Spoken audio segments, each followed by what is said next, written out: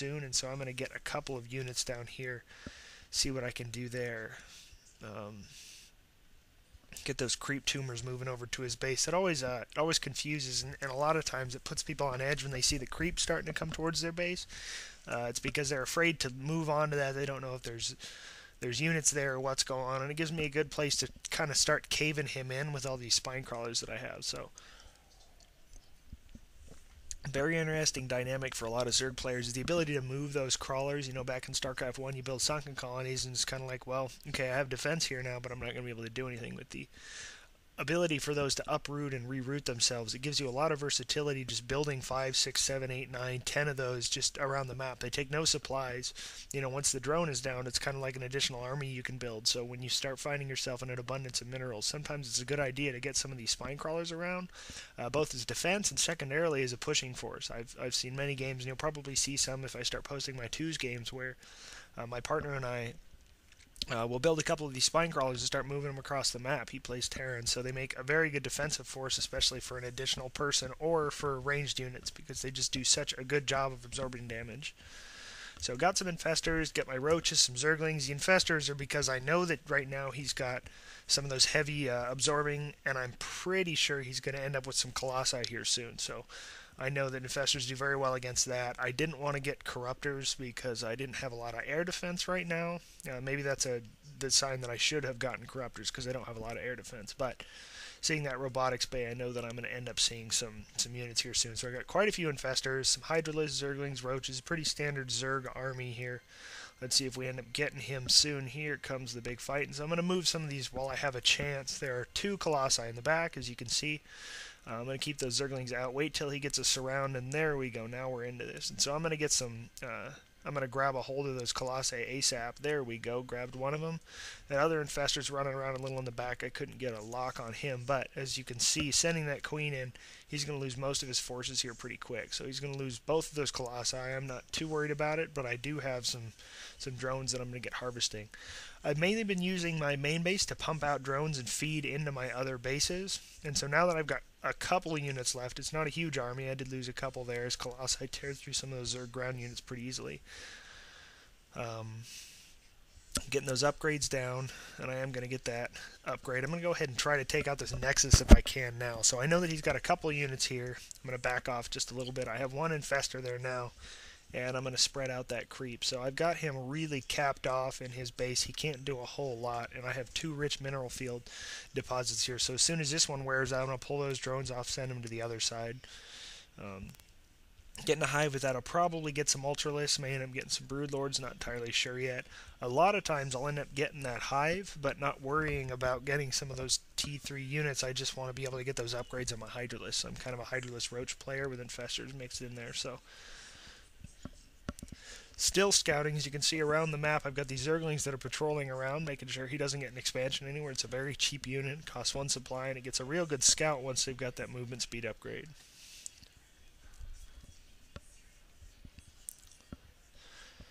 Spread out those spine crawlers a little bit.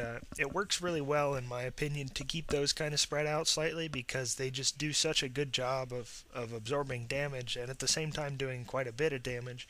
If you get them all clustered together, especially with Colossi, they're going to hit multiple of those at the same time. So you want to keep them 4, 5, 6 spaces apart and do the best that you can. I've got quite the army here again. He's got the same type of units he had. I just have a lot more now and more infestors, so I'll be able to grapple a hold of those colossi a little better. Let's see if I do a better job of managing getting a hold of those colossi. So getting the larvae jumped in there, and I did get quite a few infestors this time. I'm just loving the unit now, especially for those infested Terrans. You can just pop those things out everywhere, and it's a lot of fun when they do that. You can block people in with them and all sorts of good stuff. So I'm going to scoot out here and get a scout on and throw this infested out there. And what I'm doing that for is to see if those colossi auto attack. I can't see off into there yet, unfortunately. I don't have any moving brood units. I might have been able to throw a roach in there, not really sure. Getting the harvesting on there, and I am getting those larvae popping in as much as I can. So getting a lot of good injections. you can see that I am upgrading the Zergling attack speed there, and I've pulled almost all those drones off now, so I'm getting a lot of harvesting on this other one and not a lot on the first. So getting pretty good upgrades, managing a lot of my forces here. I'm waiting for him to attack. I know that I've got the advantage being above here, and with those Zerglings, what I'm probably going to do is send the Roaches and Hydralisks in first, then send the Lings in so they don't just get chewed up by the couple of Colossi he has.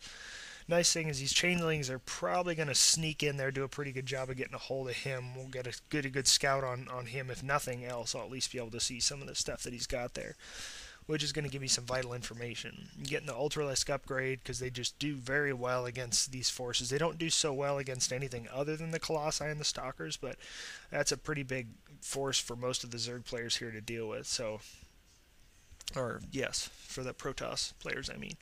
So probably could expand again. It's not something that I'm entirely thinking about. However, I did see his DTs coming in there, and he's going to take out that Ultralisk cavern before I can get anything, but he's going to lose all his DTs. So got most of my units there. He's wasted a lot of minerals. I mean, 6 DTs is over 800 Vespene for him, and he's going to start running out here soon. So what I'm trying to do is play Containment Zerg and do the best I can to keep him busy in the back there.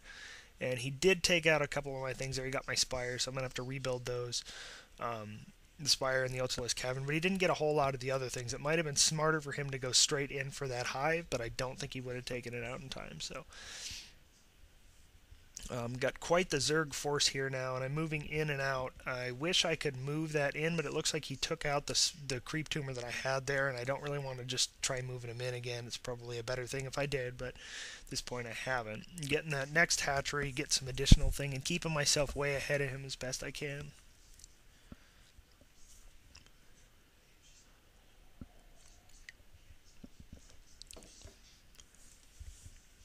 So it's going to get pretty busy here soon. The game doesn't last all that much longer. It's about a 18-minute game, and we're at about 16 minutes now. So there's going to be one pretty good fight here, and then it'll probably end up being a GG. This is a win for me. It's pretty hard having contained him so heavily and having a large army of Corruptors and Festers and Hydralisks, Zerglings, and whatnot, for him to really get an advantage ahead of me here. I mean, this is a very well-rounded army that can handle just about anything he throws at me. So, as you can see, I'm keeping my minerals used very efficiently. I don't necessarily agree with just hoarding minerals, and I'm not the biggest fan of spending everything right away, but when you've got such an advantage here, keeping yourself relatively low is a decent thing to do. So you can see that Colossi is now down, and I've taken some of his other units, so he's having a real serious issue. He's got to kill off his own units, and he doesn't want to do that. I've blocked off the lower end of those infested Terrans, and they do a very good amount of damage to these armored units, so they're going to take those out really well. And as you can see, he took out quite a few of my Zerglings, but not a whole lot of anything else. The Roaches did a good job of absorbing damage, and everything else he had was taken out there pretty well. So getting that Queen, I'm going to go ahead and get some larvae injected there and keep everything moving. I'm just kind of auto-attacking his base at this point.